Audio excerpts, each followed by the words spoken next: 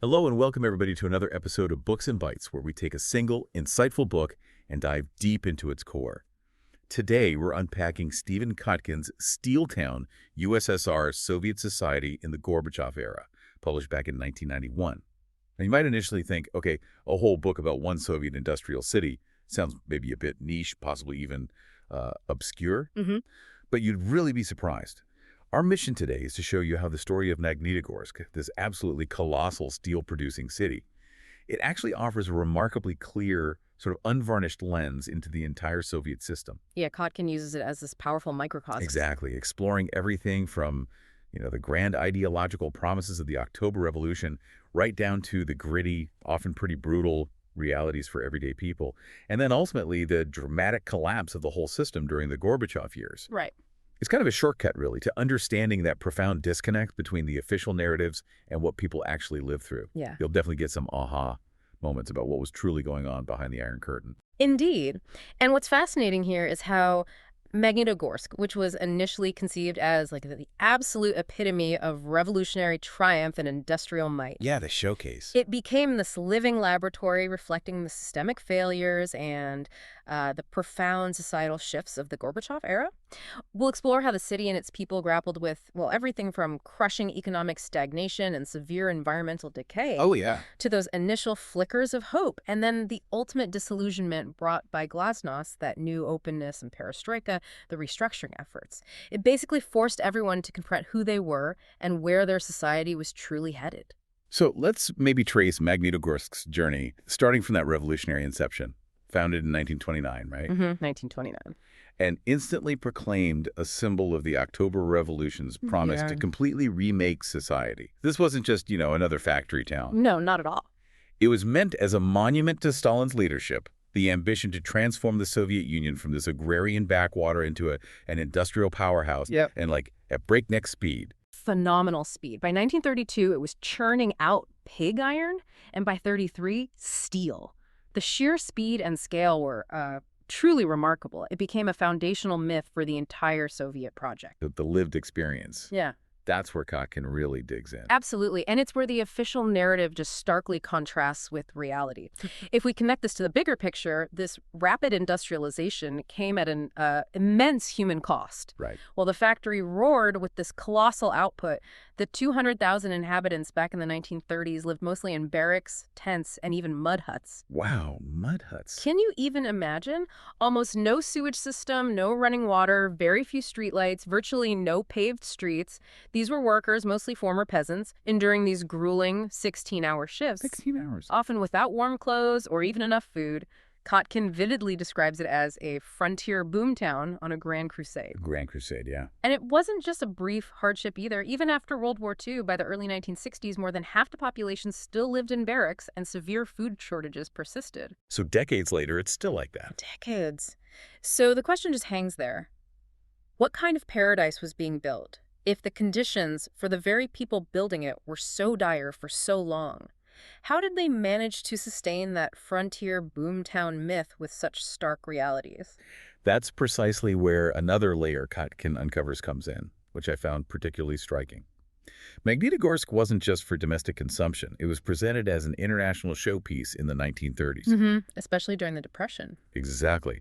To show the struggling capitalist West, the USSR's robust health, and major Western firms, American, German, they actually helped design and build it. Yeah, they brought in expertise. There was even this special settlement called Americanka for the foreign engineers, designed straight out of American architectural magazines, apparently, offering unheard-of comforts like private rooms, indoor plumbing, hot water, even tennis courts. Tennis courts in the middle of this industrial project. Right. But this international presence didn't last long. Foreigners were soon asked to leave, partly due to a shortage of hard currency to pay them.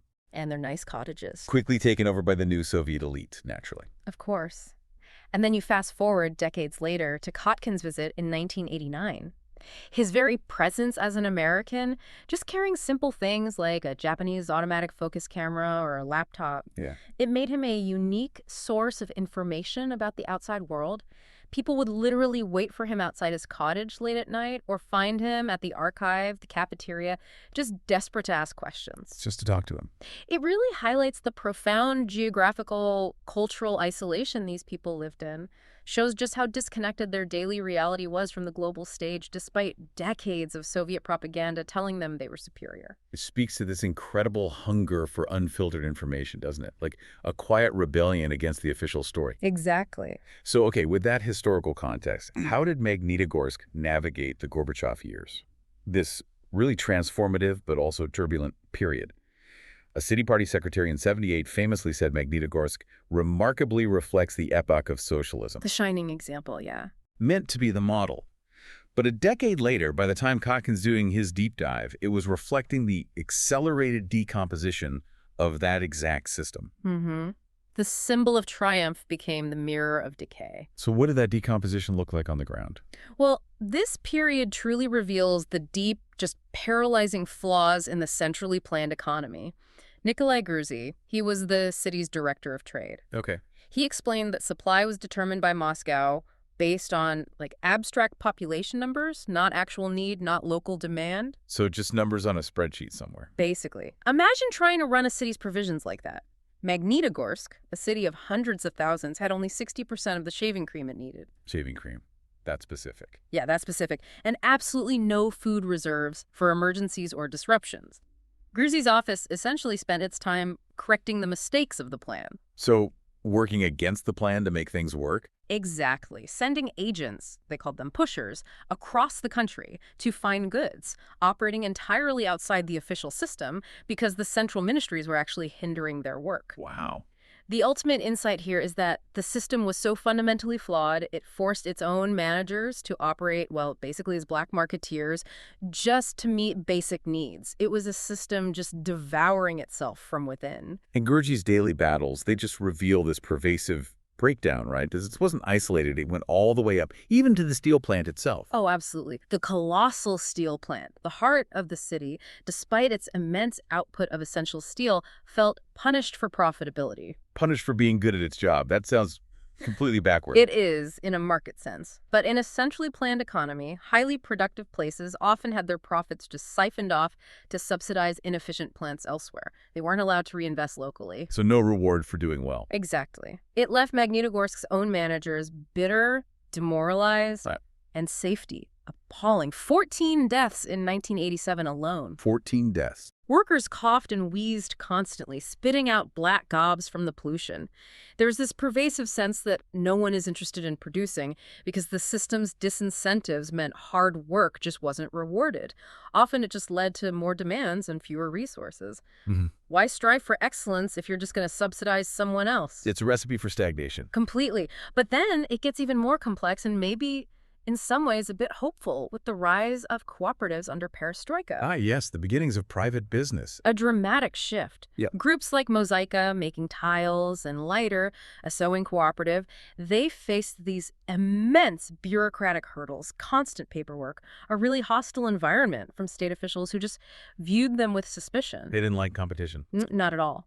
The dental cooperative, Ulipka, was even outlawed by a new law shortly after opening. Outlawed. Just like that. Just like that. Yeah. Yet, despite all these hassles, the unpredictable legal stuff, cooperative members spoke of dignity and a sense of freedom. Interesting. Freedom even while struggling. Yeah, a stark contrast to the utterly demoralized workers at the steel plant. What this reveals is profound. The state system, despite its might, it stifled the very human drive for agency and dignity. While even these struggling private ventures against all odds could somehow, unexpectedly, unleash it, it was this tiny glimpse of what individual initiative could offer. Okay, so that's the economic dysfunction, the cooperatives. Yeah. But what about just like day-to-day life for the average person? The chronic shortages you mentioned. Oh, that defined daily life. People lined up for hours for basic necessities, matches, salt. These we don't even think about. Exactly. And they often refused to believe officials who insisted the warehouses were stocked. Trust was just gone. Mhm. And even when goods were available, the quality was usually poor. Repairs, often impossible, no spare parts. So you had to be resourceful. Incredibly. People became masters of repurposing everything. Newspapers became wrapping paper. Old clothes became new ones sewn by hand. And beyond the lines, there was this pervasive system of special orders. Special orders. What were those? Desirable but scarce goods furniture, maybe a decent coat, sometimes even food items they weren't sold in stores. They were distributed through workplaces, through enterprises, to their employees. Ah, so it depended on where you worked. And who you knew within that workplace. It created this unequal, privileged system. A two-tiered society of haves and have-nots, based entirely on connections. It just further eroded trust. Yeah, you could see how that would breed resentment. And what about housing? Surely that was a basic promise. You'd think so. But even housing, seemingly this core socialist promise, was plagued by its own systemic failures and inequalities. Despite the planners' detailed charts for new, prefabricated apartment blocks, they suffered from instant decay. Instant decay. They were falling apart as soon as they were built. Pretty much. Poor materials, shoddy construction, and entire sections of the city became isolated. The city center itself moved, leaving tens of thousands stranded over on the left bank. Housing ads would actually say, left bank need not apply for exchanges. Wow. Explicitly excluding a whole part of the city. Yeah, highlighting its undesirable status. This led to constant complaints about misallocation, even housing scams run by officials. Corruption again. And then there was the anti-alcohol campaign under Gorbachev, another stark example of state intervention. Initially, it seemed to work, actually. Vodka sales dropped by a remarkable 50% between 1984 and 88 in Magnitogorsk. 50%. That's huge. It was, but then Moscow reversed course, and that led to rampant speculation in the ration cards for alcohol. And the sobering up stations people picked up were sometimes sent to these drying out prisons, LTPs they were called. Drying out prisons. Where they were forced to work. It raised really serious questions about inhumane exploitation, blurring the line between rehabilitation and just plain forced labor, a kind of dark echo of earlier Soviet practices. Okay, so the system is creaking, things are breaking down. Now let's turn to glasnost, the openness. How did that impact Magnitogorsk? It was meant to help reform, right? It was intended as a tool for reform, yes, but it became this profoundly double-edged sword. In Magnitogorsk, it led to a fascinating new locus of power, the city newspaper, the Magnitogorsk Worker. The local paper became powerful. Dramatically so. It transformed from this subservient mouthpiece of the party line into a source of critical social reportage. It even dared to critique the sacred cow, the steel factory itself. That must have been risky. Extremely. The editor, Valery Kucher, he navigated this treacherous terrain very skillfully, focused on local issues, created this sort of hybrid status, part party functionary, part independent journalist. It was a monumental shift from how things used to be. But you said double-edged sword. Right. Because while this openness empowered locally, it had this devastating broader impact. Remember that Information USA exhibit in 1988, showing glimpses of American life. Yeah, you mentioned the hunger for information. Well, seeing how well others live profoundly shocked residents. It brought this deep sense of embarrassment, shame even. Because it showed what they were missing. Exactly. It confirmed long-held suspicions about their own inferior living standards materially, yes, but maybe more painfully, morally, despite all the sacrifices they'd made, despite the official narratives of Soviet superiority.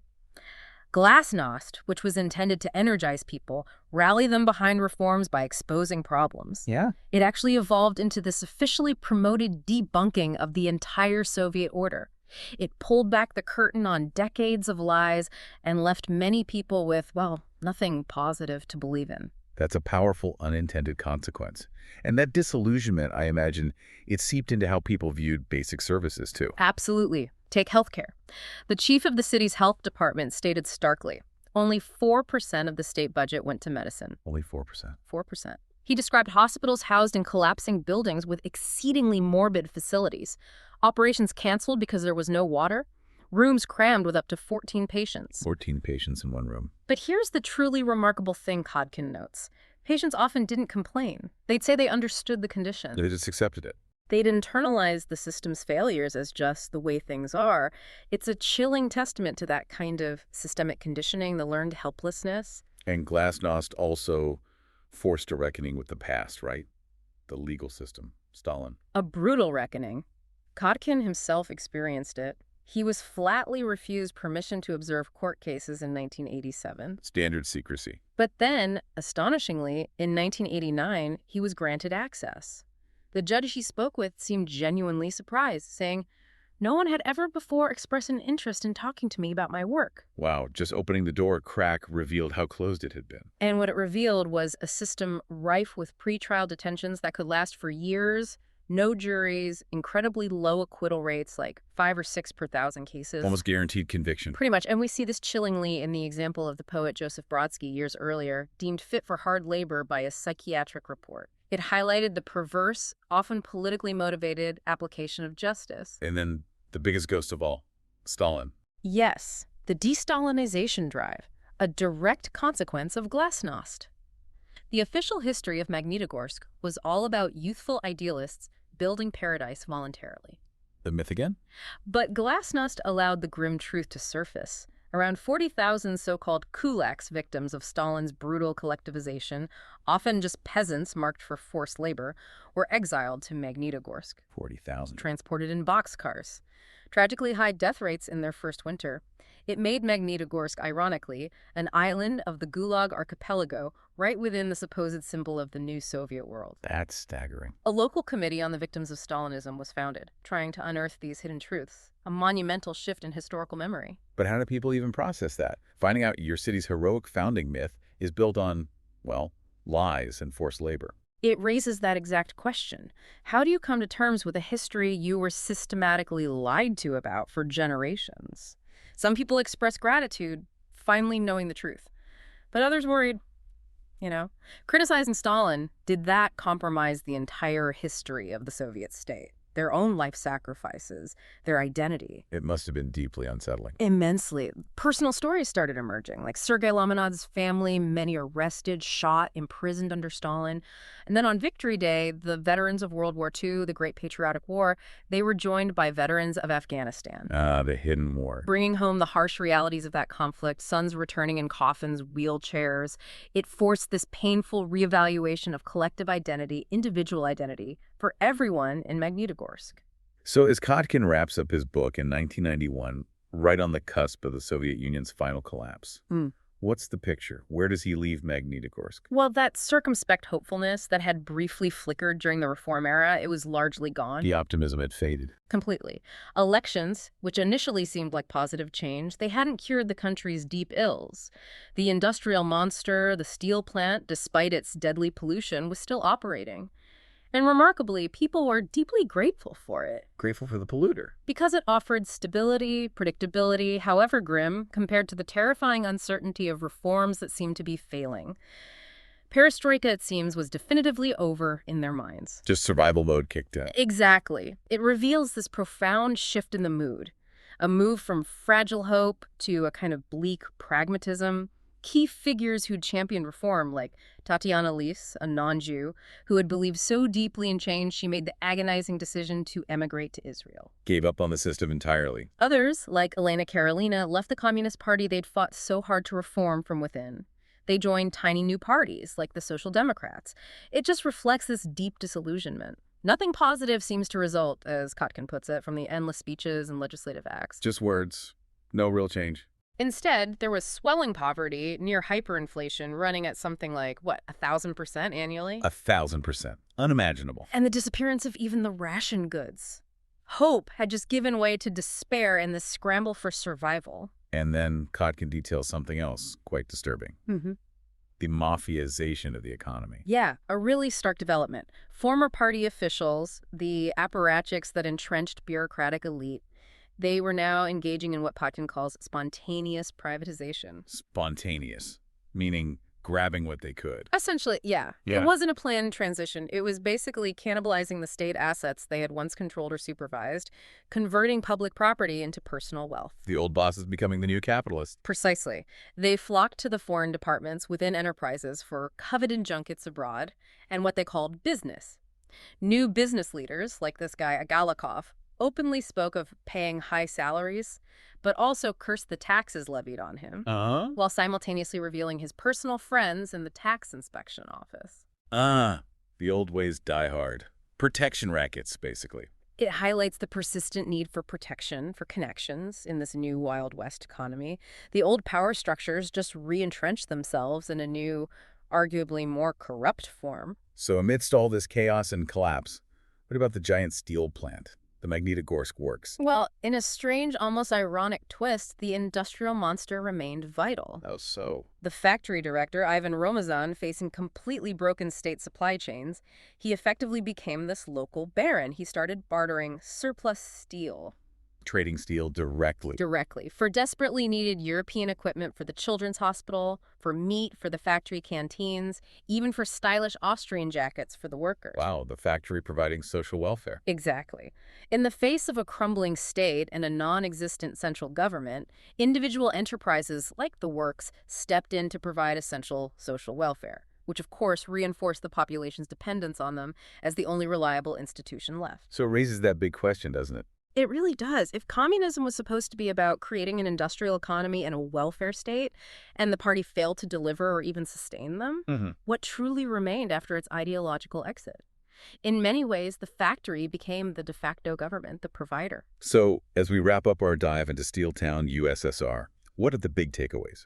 What enduring insights does Magnitogorsk offer us? We've seen this city conceived as a shining symbol, only to become this raw, unvarnished portrait of a system in just profound crisis. It's a story of grand ambition, sure, but also immense sacrifice, and this enduring human struggle against systemic dysfunction that promised so much but delivered so little in terms of daily comfort, dignity. Indeed. Magnitogorsk really stands as a Stalin mausoleum, as Kotkin calls it. A civilization built on an ideology that ultimately just failed to deliver on its promises for the ordinary citizen. Yeah. The book reveals how Stalinism and the values it created, that expectation of state provision, the reliance on connections, the deep-seated passivity, the internalized acceptance of hardship, it permeated generations. It got baked into the culture. Deeply. So even the attempts at reform under Gorbachev were ultimately stymied by these ingrained structures and by a population just deeply weary from systemic lies and unfulfilled promises. The ideology might have crumbled, but its deep roots, the ways of thinking, behaving, they remained. And maybe the most poignant takeaway, just capturing that weariness, that cynicism. It's what that young reporter expressed to Kotkin, his voice heavy with frustration, saying, "We're used to this life, we breathe this air, we can somehow take it." Such a sense of resignation. Exactly. He felt nothing fundamental had changed, only perhaps in people's consciousness, a little. And he concluded, all our problems and their causes are visible on the surface. Just look at the idiocy. Idiocy begets further idiocy. Wow. That really leaves us with a provocative thought, doesn't it? As we look at societies grappling with complex challenges today, maybe everywhere, where do we see echoes of Magnitogorsk's experience? How do we distinguish between those grand ideological promises and the practical realities on the ground? And what does it truly take for deep-seated systems, and maybe more importantly, public consciousness, to fundamentally change? It really begs the question, what are the deep roots of a society that persist long after its governing system is declared dead and new regimes try to rise in its place?